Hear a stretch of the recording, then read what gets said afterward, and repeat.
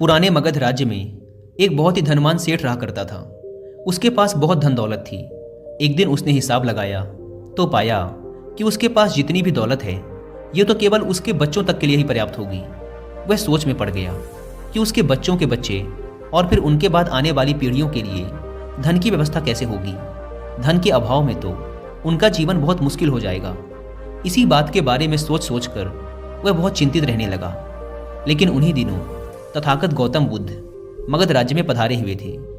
तभी उसे किसी ने बताया कि तुम गौतम बुद्ध की शरण में जाओ, वो तुम्हारी चिंताओं का समाधान अवश्य कर देंगे।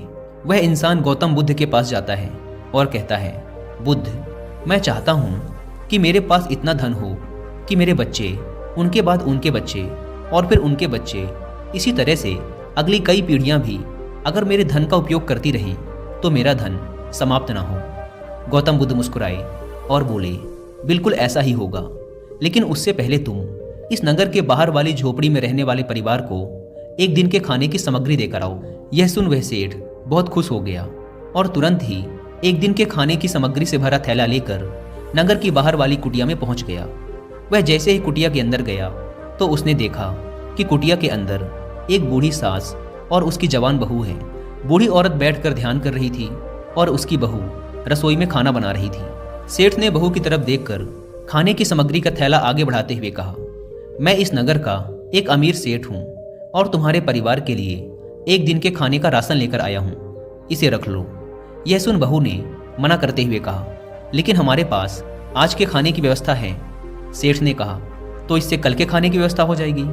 उस औरत ने कहा, माफ़ करें, लेकिन हम अगले दिन के लिए भी इकट्ठा करके नहीं रखते। हम रोज के खाने की व्यवस्था रोज ही करते हैं। यह सुन उस सेठ ने सोचा, एक ये लोग हैं जो अपने कल के लिए भी इकट्ठा नहीं करते और एक मैं हूँ जो अपने आने वाली कई पीढ़ियों के लिए धन इकट्ठा करने की चिंता में मरा जा रहा हूँ। अब उस सेठ को समझ आ चुका था कि आखिर गौतम बुद्ध ने उसे नगर की बाहर वाली इस कुटिया में क्यों भेजा था। अगले दिन सुबह होते ही वह सेठ फिर गौतम बुद्ध के पास पहुंच गया और बोला, तथागत, आप जो मुझे समझाना चाहते थे अब मैं वह समझ चुका हूँ, लेकिन क्या आप मुझे थोड़ा विस्तार से बताएंगे कि चिंता होती क्या है, यह कैसे पैदा होती है और इसका निवारण क्या है। गौतम बुद्ध ने कहा, कल के लिए की जाने वाली चिंता हमारे कल को बदले या ना बदले, लेकिन वो हमारी आज की खुशी जरूर छीन लेती है। चिंता एक ऐसी मानसिक बीमारी है जो हमारे जीवन से हर तरह की खुशी छीन लेती है और इसे नीरस बना देती है। असल में चिंता का कोई वास्तविक अस्तित्व नहीं होता। चिंता एक ऐसा भाव है, ऐसा विचार है जो आने वाले भविष्य के डर से पैदा होता है। जिन चीज़ों के ऊपर हमारा कोई नियंत्रण नहीं, जिनके लिए हम कुछ भी नहीं कर सकते, उन चीज़ों के बारे में बार बार सोचना ही तो चिंता है। गौतम बुद्ध ने आगे कहा, जरा एक बार गहराई से सोचकर देखो कि जिन चीज़ों में तुम्हारा बिल्कुल भी नियंत्रण नहीं, जिन्हें तुम चाह कर भी नहीं बदल सकते, अगर उन चीज़ों के बारे में तुम पूरा दिन ना भी सोचो तो क्या बिगड़ जाएगा। यह सुन उस इंसान ने कहा, बुद्ध, तो क्या आपके कहने का अर्थ ये है कि हम किसी भी चीज़ या घटना के बारे में सोचना ही छोड़ दें। बुद्ध ने कहा, जीवन में जो भी समस्या आई है या फिर आने वाली है उसके बारे में विचार करके उसका समाधान निकालना, ये तो हमारे बुद्धि का धर्म है। लेकिन उसी समस्या के बारे में निरंतर, लगातार, बार बार सोचना, ये एक मानसिक बीमारी है। जब हमारा दिमाग किसी एक घटना, किसी एक विचार में अटक कर रह जाता है, उसी एक चीज़ या घटना के बारे में पूरे दिन सोचता रहता है, बस उसी चीज़ में ठहर कर रह जाता है, तो ऐसा विचार हमारे जीवन से सारी खुशी, सारा चैन, सारा आनंद छीन लेता है। चिंता करने का सीधा सा अर्थ है कि जो हमारे जीवन में हुआ ही नहीं उसके बारे में व्यर्थ ही सोचते रहना। बुद्ध ने सेठ की तरफ इशारा करते हुए कहा, आखिर सोच सोच कर तुम क्या बदल लोगे, लेकिन हाँ, अगर तुम उसके लिए कुछ कर रहे हो तो ज़रूर कुछ बदलाव ला सकते हो। लेकिन अगर उस चीज़ या घटना के बारे में तुम बार बार सोचना छोड़ दोगे तो कुछ भी नहीं बिगड़ने वाला। तो क्यों सोचते रहते हो एक ही बात के बारे में? क्यों अपनी हर खुशी और जीवन की शांति को अपने ही हाथों उजाड़ रहे हो? लोग भविष्य की जिन घटनाओं के बारे में सोच सोच कर परेशान होते रहते हैं, उनमें से ज़्यादातर घटनाएं तो उनके जीवन में कभी घटती ही नहीं। चिंता करने से तुम्हारी आने वाली समस्याओं का समाधान नहीं होने वाला, लेकिन तुम्हारा आज का सुख चैन जरूर चला जाएगा। तुम एक बात का अनुभव करना कि चिंता से भरा एक घंटा तुम्हें पूरे दिन की मेहनत से भी ज़्यादा थका देता है। असल में जब कोई अप्रिय घटना वास्तविक जीवन में घट भी जाती है तो वो हमें उतना दुख नहीं देती जितना हमने उसके बारे में मन में सोच सोच कर खुद को दुखी किया होता है। सेठ ने गौतम बुद्ध से पूछा, तथागत, तो फिर आपके अनुसार जीवन जीने का सही तरीका क्या है? बुद्ध ने कहा, बीते हुए कल का दूसरा नाम है पश्चाताप, उदासी, और भविष्य का दूसरा नाम है संघर्ष। अगर आज हमारे मन में कोई इच्छा है और वो पूरी नहीं होती तो मन भविष्य की योजनाएं बनाने लग जाता है। भविष्य में सारी इच्छाएं पूरी होंगी ऐसा सोचने लगता है। लेकिन जीवन ना तो भविष्य में है और ना ही अतीत में। जीवन तो इस पल का नाम है, अर्थात इस पल का अनुभव ही जीवन का अनुभव है। और हम ये सब जानते हुए भी इस सत्य से अनजान बने रहते हैं। या तो हम बीते हुए समय की यादों में खोए रहते हैं या आने वाले समय की योजनाएं बनाते रहते हैं और हमारा जीवन बीत जाता है। सिर्फ एक सत्य अगर हम अपने अंदर उतार लें कि ना हम बीते हुए कल को बदल सकते हैं और ना ही हम आने वाले भविष्य को देख सकते हैं।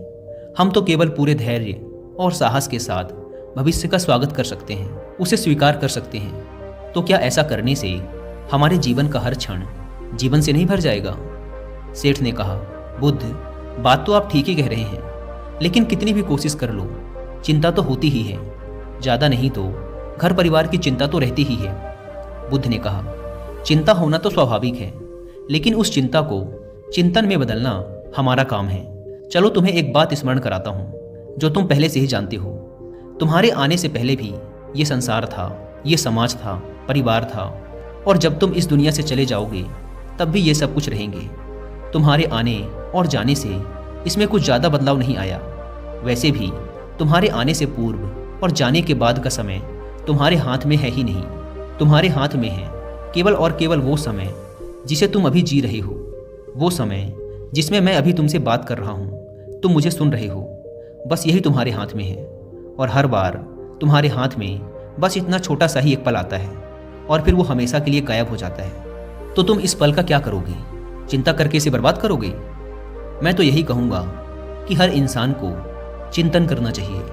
चिंतन करना चाहिए इस बात का कि कैसे इस समय का अधिक से अधिक उपयोग किया जा सकता है, कैसे अधिक से अधिक महान कार्य हम कर सकें, कैसे हम सब में आनंद बांट सकें। ध्यान रखना कि चिंता इंसान को उसकी चिता तक ले जाती है और चिंतन उसके मन को कुंदन बना देता है। सेठ ने कहा, बुद्ध, मैं आपकी बात समझ गया कि हमें जीवन को ज़्यादा गंभीरता से ना लेकर इसे पूरी ऊर्जा और आनंद के साथ वर्तमान में जीने की कोशिश करनी चाहिए। सेठ ने आगे प्रश्न किया, लेकिन बुद्ध, अगर कोई इंसान चिंता से घिर चुका है तो वो इससे बाहर कैसे आए? गौतम बुद्ध ने कहा, क्या तुम कभी किसी बड़ी सुरंग से बाहर निकले हो? कितना भयानक अंधकार होता है सुरंग के अंदर। हमेशा ही यह डर लगा रहता है कि अगर इसके अंदर फंस गए तो क्या होगा, कैसे निकलेंगे इस सुरंग से। लेकिन अगर ध्यान से देखें तो सुरंग चाहे कितनी ही बड़ी क्यों ना हो, सुरंग के दूसरे किनारे पर हमेशा प्रकाश ही होता है और उस प्रकाश तक वही पहुंच पाता है जो उस पूरी सुरंग को पार करके सुरंग के दूसरे द्वार तक पहुंचता है।